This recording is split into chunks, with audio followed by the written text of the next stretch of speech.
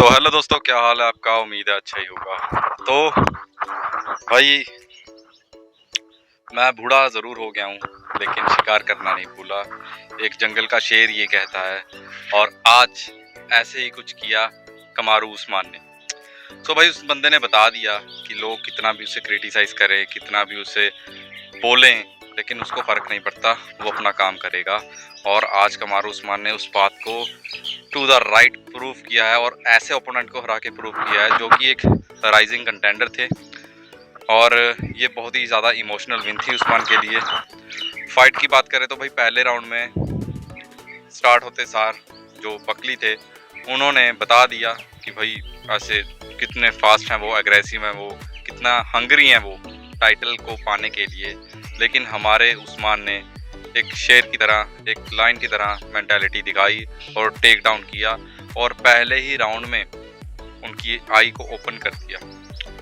उसके बाद उन पे मेंटल प्रेशर बना, बकली के माइंड के अंदर एक प्रेशर बना। उन्होंने सेकंड राउंड में ट्राई की अच्छी स्ट्राइकिंग करने की, और बहुत अच्छी स्ट्राइकिंग की भी, 2-3 स्ट्राइक्स लगाए भी, लेकिन उस्मान फिर से ग्रैपल करके बकली को टेक डाउन कर देते हैं और बताते हैं भाई, इस जंगल का राजा मैं हूँ, वेल्टरवेट डिवीज़न का चैंपियन मैं था, और मुझ में अभी भी वो टैलेंट है। और इस फाइट की एक बहुत ही बढ़िया बात है कि उस्मान ने किसी भी चीज़ के लिए बड़ी जल्दी नहीं की। लेकिन हाँ, उनकी फाइट को देख के अभी लगता है कि भाई वो हेड शॉट, मतलब हेड पंचेस से अभी भी थोड़ा सा डरते हैं। उनको वो फोबिया है कि अगर उन पे सिर पे लगी तो वो नॉकआउट हो जाएंगे, और उससे दिख रहा था जैसे ही उनको हेड पे स्ट्राइक पड़ती है थर्ड राउंड में, और उस्मान थोड़ा सा ऐसे बफल करते हैं, लेकिन फिर से वो टेक डाउन कर देते हैं। टेक डाउन बकली के पास कोई ऑप्शन ही नहीं था भाई, क्योंकि उनकी ग्राउंड गेम इतनी स्ट्रांग है नहीं है, होगी भी, लेकिन उस्मान के सामने तो भाई बिल्कुल भी नहीं है।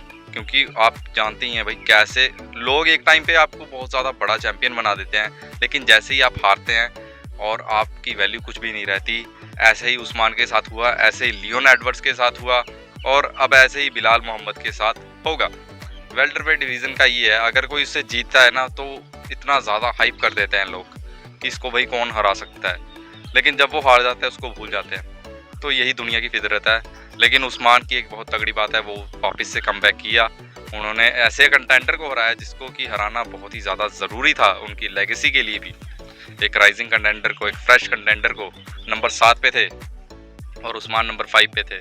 और इस विन से उस्मान अब वेट करेंगे बैठ के कि नेक्स्ट जो होगा 170 का किंग कौन होगा। आई नो कि वो इस्लाम ही होगा भाई, क्योंकि इस्लाम के सिवा कोई नहीं होगा।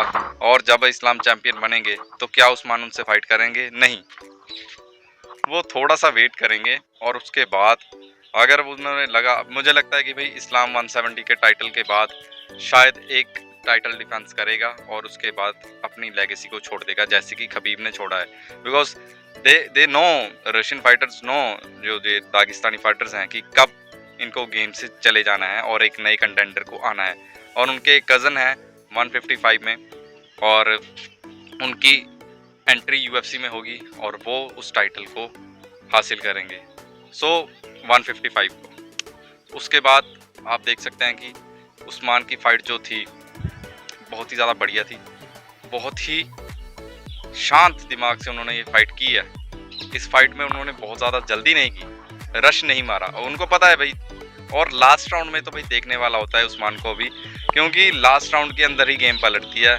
लेकिन हैट्स ऑफ टू बकली, उन्होंने भी बहुत ही बढ़िया भाई थ्रू आउट द फाइट किया। हाँ, उनकी ग्राउंड गेम ज़्यादा बढ़िया नहीं थी। अगर उनको टेक डाउन होता था तो हम समझ लेते थे भाई इनका ग्राउंड से स्टैंड अप होना बहुत ही ज़्यादा मुश्किल होने वाला है। और सबसे ज़्यादा प्रॉब्लम उनको पहले ही राउंड में आ चुकी थी, आई कट।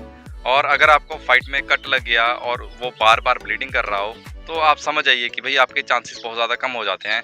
और एक चांस होता है बस नॉकआउट का, अदरवाइज आपके चांसेस बहुत ज़्यादा कम होंगे। बिकॉज अगर आप ग्रैपल भी करेंगे तो आपको वो ब्लड तंग करेगा। सो बड़ी बार फाइट्स में हुआ है कि बंदे ऐसी ऐसी सिचुएशन से जीते हैं, क्योंकि ये यूएफसी है। लेकिन एक नॉर्मल फाइट में आप ये नहीं देख सकते। So that's all for today, and congratulation to Usman. बहुत ही ज़्यादा बढ़िया विक्ट्री थी भाई, देखने वाली थी। लेगेसी बिल्डर थी। और अब हम वेट करेंगे इस्लाम की फ़ाइट का भी 170 का। और नेक्स्ट वीक फ़ाइट आने वाली है इलिया वर्सेस चार्ल्स ओलिवेरा, और उसकी प्रेडिक्शन भी मैं करूँगा भाई।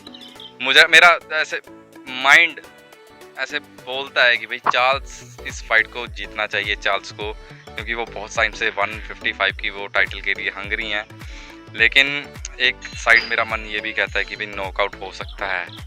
खबीब ने भी ये प्रेडिक्ट किया है कि इलिया टुपुरिया चार्ल्स को हरा सकते हैं। सो देखते हैं भाई। That's all for today, thank you.